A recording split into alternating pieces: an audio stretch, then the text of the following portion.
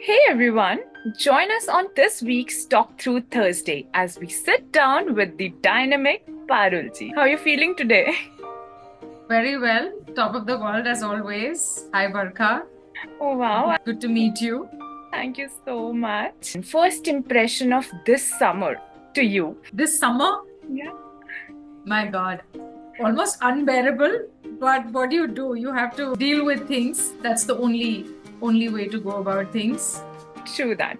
So, why I talked about first impression was because from her early days, let me tell you guys, Parulji, from her early days as a child artist on Doordarshan to navigating the corridors of journalism with PTI and The Hindu, her journey is nothing sort of inspiring. Today, she brings her wealth of experience to empower others as a life skills coach, adapt at fostering assertiveness, empathy, and effective communication. Get ready to delve into today's transformative insights and capturing stories with Parulji. Hello, how are Thank you, you once Barkha. again? Thank you. Thank you for this warm introduction. Thanks so much. It means a lot to me as well. So, can you give us a brief about why soft skills and empowering others? To begin with, Barkha, a lot of soft skills that I talk about is something that I also practice in real life. So, whether it is assertive communication, empathy, or listening, so these are some of the things which are a part of my personal philosophy as well. So, when I was studying about it, and I'll come to it later, how I began doing it, that is one thing that the connect is very personal for me. Secondly, I was teaching at APS Jaisalmer, where I was teaching English, and I was also given the task to prepare some soft skills workshops for the children and the teachers there. And I would give credit to the principal of the school for thinking of this important topic, thinking of leadership, thinking of public speaking, 4 or 5 years ago when not many schools really were talking about it. And that's when I began reading about the subject. And while I was designing these workshops for the children as well as the teachers, my colleagues, I realized the potential soft skills has, the significance of soft skills in our world, and its far reaching impact. Which is when I decided that I need to do it more professionally. I need to learn it more professionally and deeper understanding of some of the topics. And that's when I enrolled in the course because I realized that this is something I like doing. It's like your ikigai, it's something which Yeah, you are passionate about and you can make a difference in the world. of course. That was the moment when I thought that, okay, let's just do this more professionally. How beautifully you've put that before, teaching the world, we need to inherit few things in ourselves as well. We need to evolve so that we can add value to others. I mean, it is amazing. Thank you. So, Paralji, let's go back and starting from your media journey as a child artist with Doordarshan is fascinating to hear, of course.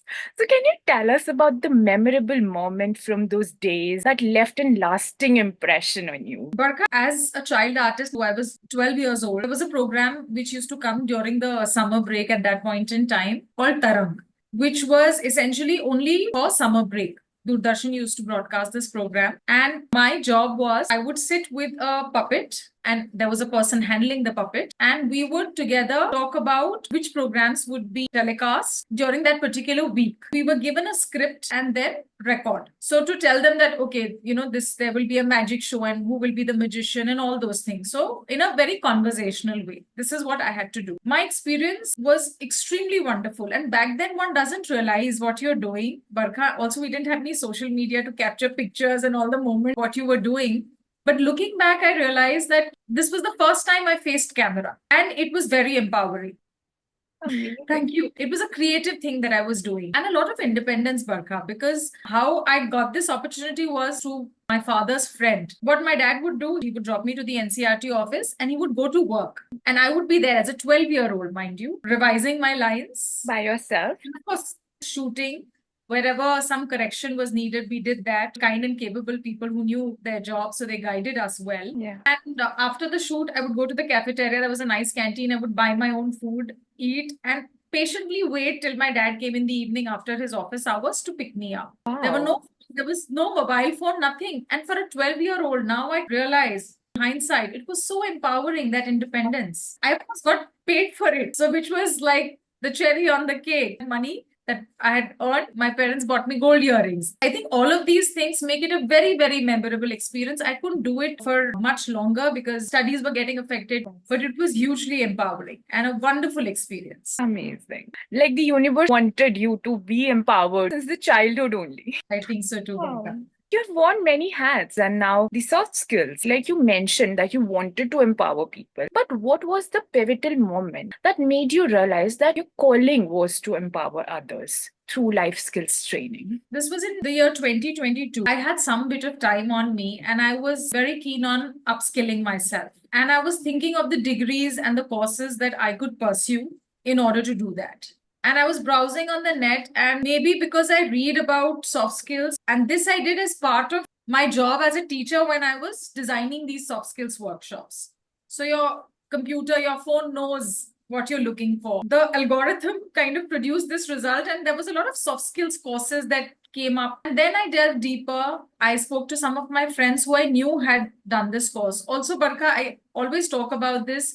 When I enrolled with ICPI, I had to do that in 2019 because of certain situations and certain circumstances. I was not able to pursue the course. And then when it came back in the results in 2022, I was like, okay, this is probably destined. This is probably meant to happen. And what I couldn't do back then because of certain time constraints, maybe this is the time to do it. The more I read up about it, the more I spoke to people who had already done this course, I realized that this is something which will help me in upskilling myself in exactly the direction that I had planned for myself. Wow, that's amazing. This was quite a experience. But from reporting on diverse beats at PTI and The Hindu to training government officers and students, your career has been incredibly varied, right? So how do you adapt your communication style to connect with such wide range of audiences? Because from students to officials, you have covered all. How do you do that? What's the magic spell? Barkha, as far as I can remember, and as long as I can remember, I have always been a very assertive speaker. Maybe one did not know this vocabulary back then, but I have been someone with a strong mind. And anyone who's known me in my family, in my school, knows me as this person who speaks her mind. Back then, we were labeled argumentative, people who talk back. Those were the labels that one got. Now, of course, this is switched to assertive communication, but I always spoke up when I found something wrong. This has been my communication style, assertive and also willing to listen to others. It's really needed in a human. Yes.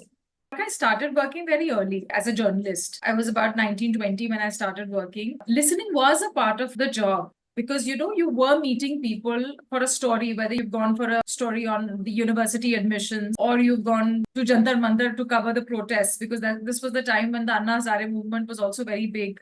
I was active in journalism at that point in time. All these things you need to go and break ice on your own. So I have never been hesitant in approaching people because that was part of my job as a journalist. You would go strike conversations with people. How else do you get a story? Listening became a huge part of me because it was part of my job. As a journalist, if I'm speaking to you about a story and we're discussing something, you will be talking and I have to listen to you because I have to get the facts right. And resultantly, it became a part of me. And see how important listening is today, how much we talk about active listening, the trajectory that one has had. It's all been very organic, though they are very varied and very different from each other. So journalism, because it taught me people skills, it taught me listening, which helped me as a teacher when I was teaching children. Yeah. Now, as a soft skills trainer, when we talk about communication, we talk about how important listening is. We talk about how important small talk is. And this is what one was doing.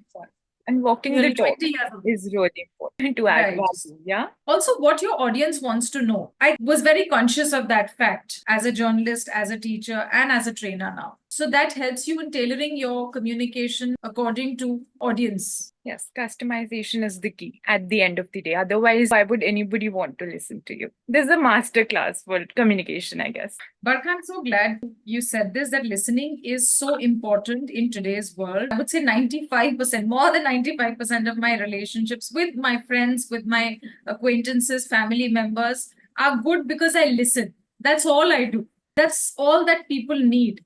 As you correctly highlighted, we don't listen to each other. We just don't have the time. And I figured out very early in life that people usually have an idea how to fix themselves and how to fix their problems. They don't need that from us. All they need is somebody they can speak with. We all know the solutions to our problems, most of us. Sometimes we just want to blow off steam with Yeah. someone. And I have been that person in a lot of situations as a friend, as a daughter, as a daughter in law, as a wife, as a mother. Sometimes only that is needed. Not offering advice unless it's asked, but Yeah. just being there for that person and listening to them. Oh, wow. So, like you've worked with Army Wives Welfare Association as well, and it's truly commendable. Can you share a heartwarming story of how your project means a significant difference in lives of Army wives or their children? Army wives and children are extremely motivated. All they need is opportunities. And the moment they see an opportunity, they lap it up. Yeah. My journey has been extremely wonderful with them. The association has been very warm. A couple of things I would like to mention here. Most important being during the COVID time, we were all in a place which did not have too many medical facilities. It was a small place in India. And for us to manage everything during the COVID years, and how my team and I would give 100% credit to the team of ladies that worked with me, how wonderfully they kept everybody sane and safe. So it was a very important time for us. My team came up with wonderful activities to keep these ladies busy, to keep the children busy in a constructive way. So apart from all the work that they were doing, the household chores, because of course that was also taking up a lot of time, but creative activities for them. And a lot of lectures were organized, a lot of talks, basic things that how do you wash your vegetables, because Yeah, if back you then remember it the was COVID really time, it was all this was so important. It was important basics. information to know how to use ATM. And we also organized a lot of creative competitions for them, which they did within the confines of their home. That I thought was something which I feel happy about, that we could do that. And families came back to us and they said that, you kept us busy in such a good way and we never got bored because there were so many things and we had prizes and we how to deliver the prizes to them also because, again, no contact zone and all of that. So we were all using our creativity. We were thinking out of the box. Secondly, the units that my husband and I were associated with, we had a small bag center, which was where the families, wives of the Jawans and JCOs, they made bags,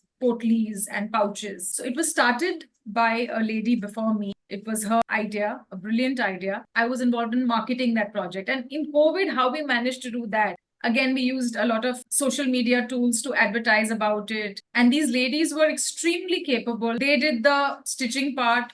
I had them a little bit designing and marketing. And again, I had my team, which ably supported me. These are some of the things that I remember, how we all worked together to make these women self-reliant, great source of happiness for me. And full marks to the team that and your worked with team me. for that.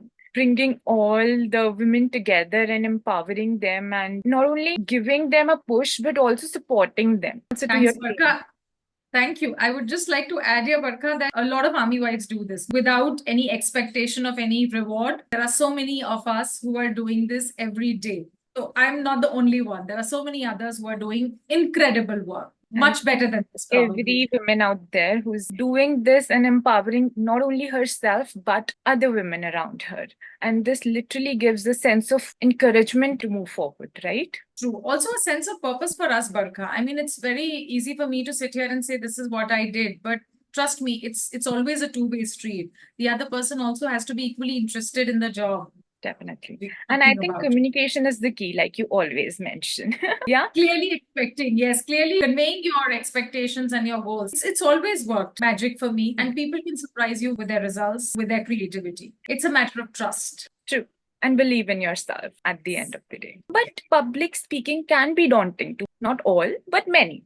So, what's your go to advice to someone who's terrified of speaking in front of an audience but wants to improve themselves? Barka, I think public speaking is daunting to everyone. Maybe the degree varies. However, it's all about how well you're able to control your nerves and not show it to others. Firstly, Barka, for me, public speaking is start small. Before you go on to that stage, find opportunities where you can speak to people at a gathering. That is a huge confidence building measure.